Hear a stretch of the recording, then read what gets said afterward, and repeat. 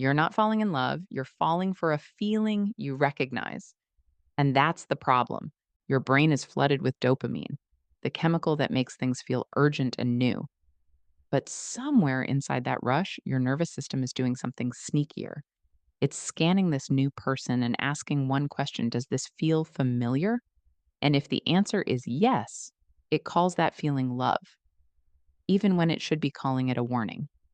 Here are 8 red flags most people miss, not because they're not looking, but because the red flags feel right. We're trained to watch for obvious red flags: lying, cheating, cruelty. But the ones that actually derail relationships, they feel good at first, they feel intense, they feel like chemistry. That's what makes them so easy to miss and so hard to leave. Red flags 1 and 2, the intensity trap. 1, everything moves fast and you love it. They're texting you constantly, talking about the future after 2 weeks, making you feel like the most important person in the world.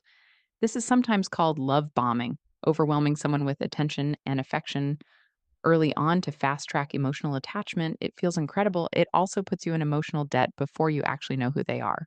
Real closeness builds slowly. Pressure that feels like passion usually isn't. 2, you feel anxious when they go quiet. You check your phone. You replay the last conversation. You wonder if you said something wrong. That nervous, on edge feeling, it's not butterflies, it's your nervous system reacting to inconsistency. Healthy attraction is warm and steady. What you're feeling is the high that comes from unpredictability, and it's addictive in exactly the wrong way. Red flags 3 and 4, the self-erasure flags. 3, you keep softening your opinions around them. You mention a preference, they push back. You immediately say, I don't know, maybe you're right.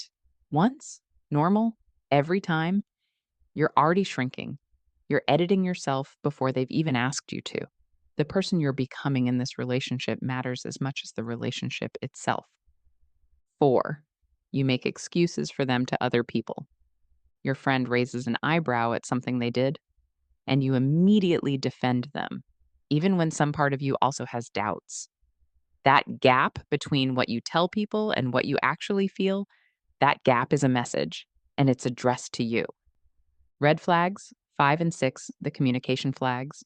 5, you never fight, but you never resolve anything. Conflict avoidance feels like compatibility. It isn't. It's two people agreeing not to be honest with each other. Every unspoken frustration gets stored, not dissolved. And based on what relationship researchers have found, couples who can't navigate small friction early on rarely build the tools to handle it when the stakes get real. 6, they joke about things that hurt you, then call you sensitive. This one is quiet, a cutting comment disguised as humor. You wince. They say, I'm just kidding, relax. So you relax, but the comment stays. Over time, this pattern teaches you not to trust your own reactions, which is one of the most damaging things a relationship can do to you. Red flags 7 and 8, the deeper flags. 7, calm feels boring to you. If someone who is kind, consistent, and available makes you feel weirdly uninterested, that's information about you, not a flaw in them. Predictability can feel dull when you've been wired to associate love with uncertainty. That wiring usually starts long before this relationship. 8, you're already afraid to lose them and you barely know them. Fear showed up before trust did. That's the flag. When the fear of losing someone arrives before you've built anything real with them, that fear is doing the driving. And fear is a terrible navigator. Red flags don't appear in spite of your feelings, they hide inside them. The excitement, the intensity, the can't stop thinking about them feeling, that's where the flags live. Not against the good stuff, inside it.